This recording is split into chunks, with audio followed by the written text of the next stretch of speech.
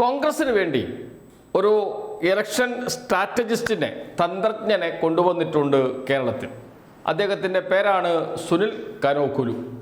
സുനിൽ കനോകുലു കോൺഗ്രസ്സുകാരനാണ്, കോൺഗ്രസിൻ്റെ ദേശീയ നേതൃത്വത്തിൽ ഉള്ള ആളാണ്. അതുകൊണ്ടാണ് അദ്ദേഹം കേരളത്തിൽ വന്ന് കേരളത്തെ സഹായിക്കുന്നത് എന്നാണ് പ്രതിപക്ഷ നേതാവ് വി.ഡി. സതീശനും കോൺഗ്രസ് നേതാക്കളും പലപ്പോഴും പറഞ്ഞുകൊണ്ടിരിക്കുന്നത്. കോൺഗ്രസ് നേതാക്കൾക്ക് ക്ലാസ് എടുക്കുക, കോൺഗ്രസിൻ്റെ കോർ കമ്മിറ്റി യോഗത്തിൽ പങ്കെടുത്ത് അവർക്ക് വേണ്ടി പ്രസന്റേഷൻ നടത്തുക, ഇതൊക്കെയാണ് സുനിൽ കനോകുലുവിൻ്റെ ഒരു ജോലി. മറ്റൊരു ജോലി വി.ഡി. സതീശനെ കൊണ്ട് നിരന്തരം കള്ളം പറയിപ്പിക്കുക എന്നതാണ്. നിരന്തരം വാർത്താ സമ്മേളനത്തിൽ കള്ളങ്ങൾ പറഞ്ഞുകൊണ്ടേയിരിക്കുക, ആവർത്തിച്ചുകൊണ്ടേയിരിക്കുക ആ കള്ളങ്ങൾ. ഇതൊരു പ്രചാരണ രീതിയാണ്. കാരണം 100 വട്ടം പറയുമ്പോൾ കുറച്ചു പേരെങ്കിലും വിശ്വസിക്കും എന്നതുകൊണ്ട് തന്നെ. അതിന് ഉദാഹരണമുണ്ട്. വയനാട് ദുരന്ത ബാധിതർക്ക് വീട് നിർമ്മിച്ചു നൽകാമെന്ന് KPCC പ്രഖ്യാപിച്ചിരുന്നു, 100 വീട്. പക്ഷേ ഒരു വീടും ഇതുവരെ നിർമ്മിച്ചില്ല. കഴിഞ്ഞ ദിവസമാണ് സ്ഥലം വാങ്ങിയത്, തറക്കല്ലിട്ടത്, അതും ആനച്ചാലാണ്, ആന വരുന്ന സ്ഥലമാണ് എന്ന ആരോപണം ഉയർന്നുകൊണ്ട് അതൊക്കെ മാറ്റിവെക്കാം. എന്തുകൊണ്ട് വൈകി എന്ന് ചോദിക്കുമ്പോൾ പറയുന്ന മറുപടി, സർക്കാർ നമുക്ക് ഭൂമി നൽകാം എന്ന് പറഞ്ഞിരുന്നു, അതിനുവേണ്ടി കാത്തിരുന്നു, പക്ഷെ തന്നില്ല, അതുകൊണ്ടാണ് വൈകിയത് എന്ന്. എന്നാൽ സർക്കാർ ഒരു സംഘടനയ്ക്കും ഭൂമി നൽകാമെന്ന് പറഞ്ഞിട്ടില്ല. എല്ലാവരും വയനാട് ദുരിതാശ്വാസ ഫണ്ടിലേക്ക് സംഭാവന ചെയ്യുകയാണ് വേണ്ടത് എന്നാണ് ആദ്യം ചേർന്ന സർവകക്ഷി യോഗം തീരുമാനിച്ചത് എന്ന് റവന്യൂ മന്ത്രി കെ രാജേന്ദ്രനും മുഖ്യമന്ത്രിയും ഒക്കെ പറഞ്ഞിട്ടും അതിൻ്റെ രേഖകൾ പുറത്തു വന്നിട്ടും ഈ കള്ളം ഇങ്ങനെ ആവർത്തിച്ചു കൊണ്ടിരിക്കുന്നു വി.ഡി. സതീശൻ. അത് സുനിൽ കനോകുലുവിൻ്റെ മറ്റൊരു തന്ത്രമാണ്.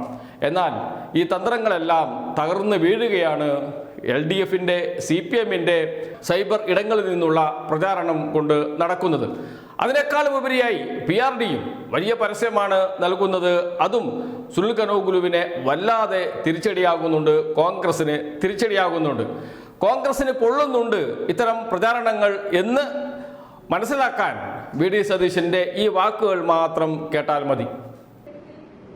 ഈ PRD പബ്ലിക് റിലേഷൻസ് ഡിപ്പാർട്ട്മെന്റ് എത്രമാത്രം അധപതിപ്പിക്കാമോ എന്നതിന്റെ ഏറ്റവും വലിയ ഉദാഹരണമാണ് ഇന്ന് കണ്ടത്. ഞങ്ങൾ ഇതിനു മുമ്പൊരു കാര്യം പറഞ്ഞിരുന്നു. ചില പത്രങ്ങൾ അഡ്വർടൈസ്മെന്റ് അല്ലാതെ പണം മേടിക്കുന്നു, സർക്കാരിൽ നിന്നും CPMൽ നിന്നും പണം മേടിക്കുന്നു. ഇതിപ്പോ സർക്കാരിന്റെ പണമാണ്. സർക്കാരിന്റെ പണം 10 കൊല്ലം മുമ്പുള്ള നെഗറ്റീവായിട്ടുള്ള കാര്യങ്ങൾ മാത്രം പ്രൊജക്ട് ചെയ്തുകൊണ്ടുള്ളൊരു പേജ്. രണ്ടാമത്തെ പേജ് 10 കൊല്ലം ഈ ഗവൺമെന്റിന്റെ നേട്ടങ്ങൾ മാത്രം പ്രൊജക്ട് ചെയ്തുകൊണ്ടുള്ള ഒരു പേജ്. ഞാൻ ചെയ്യേണ്ട PRDയുടെ പരിമിതിക്ക് അപ്പുറത്തേക്ക് PRD പോയിരിക്കുകയാണ്. ഇതിന് നേതൃത്വം കൊടുത്ത ഉദ്യോഗസ്ഥന്മാർ ഇതിന് മറുപടി പറയേണ്ടി വരും ഭാവിയിൽ. നേരത്തെ ഉണ്ടായിരുന്ന ഒരു ഗവൺമെന്റിന്റെ ആ കാലത്തെ നെഗറ്റീവായിട്ടുള്ള കാര്യങ്ങൾ മാത്രം പറഞ്ഞുകൊണ്ട് സർക്കാർ ചെലവിൽ ജനങ്ങളുടെ നികുതി പണത്തിന്റെ പേരിൽ നടത്തുന്നത് ഹീനമായ പ്രചരണമാണ്. നാട്ടുകാരുടെ പണം ഉപയോഗിച്ച് അത് ചെയ്യാൻ പാടില്ല. അതിനെതിരായിട്ട് നിയമപരമായ നടപടിയും സ്വീകരിക്കും, രാഷ്ട്രീയമായ നടപടികളും ഞങ്ങൾ സ്വീകരിക്കും. ഇതിന് കൂട്ടുനിൽക്കുന്ന ഉദ്യോഗസ്ഥന്മാരെ കൊണ്ട് ഞങ്ങൾ ഉത്തരം പറയിപ്പിക്കുകയും ചെയ്യും. ഒരു സംശയം വേണം. ഇത്രയും ഒരു തരം താണ രീതിയിലുള്ള ഒരു പ്രചരണം, ഒരു അഡ്വർടൈസ്മെന്റ് ആണ് എന്ന് പോലും തോന്നാത്ത രീതിയിലാണ് ആ പ്രചരണം നടത്തിയിരിക്കുന്നത്. വി.ഡി. സതീശനെ ഇത്രമാത്രം പൊള്ളിച്ചത് എന്താണ്? ഇന്നത്തെ പ്രമുഖ മലയാള പത്രങ്ങളിൽ 1-ാം പേജ് പരസ്യമുണ്ട്, 1-ാം പേജിലും 2-ാം പേജിലും പരസ്യമുണ്ട്. 1-ാം പേജിലെ പരസ്യം 10 വർഷം മുമ്പ് കേരളം ഭരിച്ച UDF സർക്കാരിൻ്റെ കാലത്ത് വന്ന പത്രവാർത്തകളാണ്. അന്നത്തെ പത്രവാർത്തകളാണ്, ഡേറ്റ് സഹിതമാണ് കൊടുത്തിരിക്കുന്നത്. അതിൽ 1-ാമത്തെ വാർത്ത കേരളം ഇനി ഇരുട്ടിൽ, ഇന്നു മുതൽ ലോഡ് ഷെഡിംഗ് എന്നാണ്.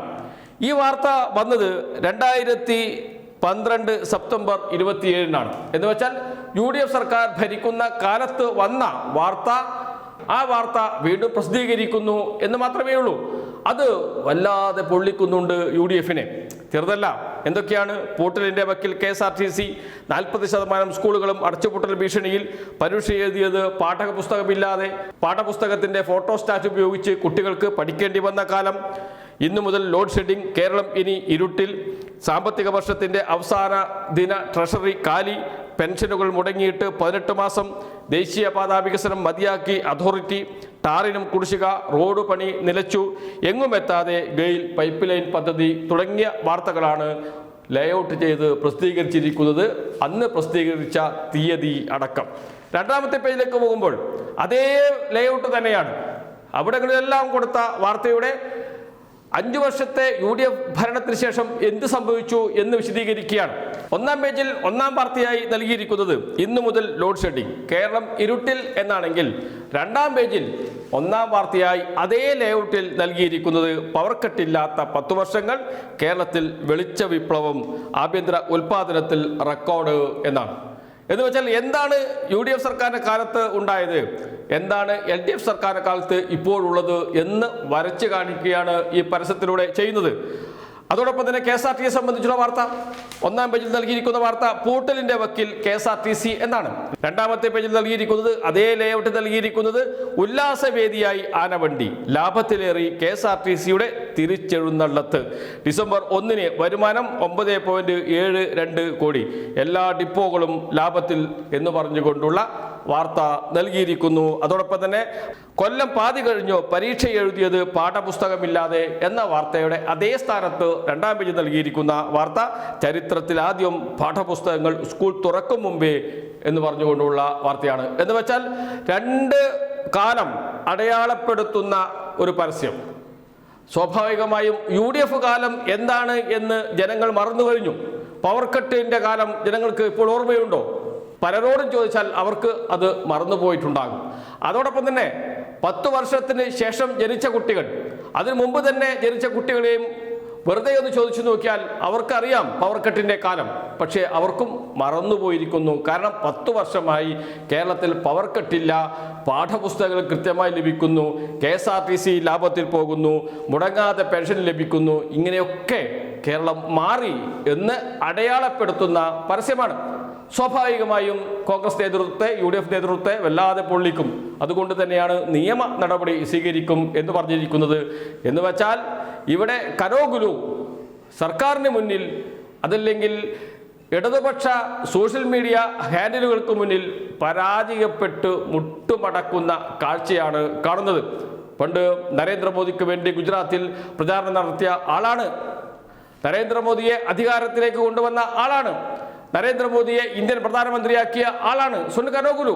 ആ സുനിൽ കനോഗുലുവാണ് ഇന്ന് കോൺഗ്രസോടൊപ്പം നിന്ന് കോൺഗ്രസിനെ അധികാരത്തിലേറ്റാൻ ശ്രമിക്കുന്നത് എന്നോർക്കണം. കോൺഗ്രസിന് വേണ്ടി പണിയെടുക്കുന്നു എന്നർത്ഥം. എന്നിട്ടും CPMന്റെ മുന്നിൽ, CPMന്റെ തന്ത്രങ്ങൾക്ക് മുന്നിൽ മുട്ടുമടക്കി വിരണ്ടോടുന്ന സുനിൽ കനോഗുലുവിനെയാണ് കാണാൻ കഴിയുന്നത്. ഇത്ര വലിയ തിരിച്ചടി സുനിൽ കനോഗുലു ജീവിതത്തിൽ കരുതിയിട്ടുണ്ടാകില്ല.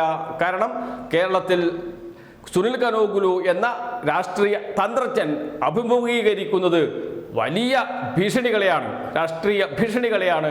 അതിനു മുന്നിൽ പകച്ചു നിൽക്കുന്ന സുനിൽ കനോഗുലുവിനെയാണ് കാണാൻ കഴിയുന്നത്. അതിൻ്റെ തെളിവാണ് ഈ പരസ്യം വന്നതിന് ശേഷം പ്രതിപക്ഷ നേതാവ് VD സതീശൻ്റെ പരിഭ്രാന്തി.